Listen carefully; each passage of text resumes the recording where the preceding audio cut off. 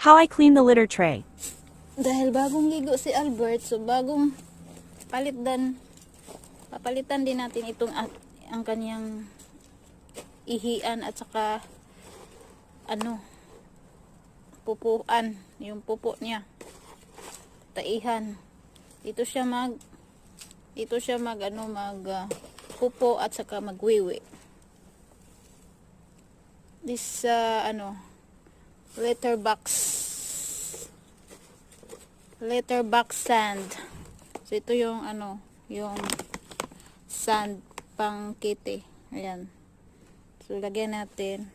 Tatanggalin lang natin yung guys, yung na bito yung ayan, nag-ground na siya ba, yung parang ganito. So ito lang tanggalin natin kasi pag inaara-arawan natin, smelly naman to siya, may scented naman itong ating sand. May scented siya, mabango siya. So ang tatanggalin lang natin is yung mga itong katulad nito, yan. Kasi yung una, pinalitan ko talaga lahat. Kaso mabilis maubos itong ating sand. Yan, mahal pa naman yung na yan. Sand sa pusa. So para makatipid tayo, ito lang ating tatanggalin yung mga tibugol ba. Bago natin lagyan ng, pero timbulan dyan na po natin ng bago kasi para may siya. Timbulan natin kunti. Lagyan natin konti para kasi nabawas-bawasan na ng konti So lagyan natin ng konti. Ito yan.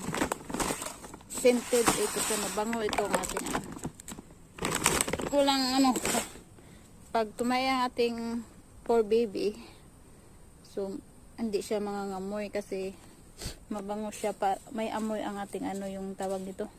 May good smell, scented siya, sand. Hindi siya yung sand talaga na yung pang sa bahay, hindi. Ibang sand ito. Pampusang sand ito. Binibili ito para pangpusa talaga. So, yan ang niya. Ito yung na-collected natin na yung pupo niya at saka wiwi. So, that's it. Yan, si Alberto nagsinamok din sa akin. Looks like same your face. Look at the bag of the sand. Same like your face, Albert. Yeah?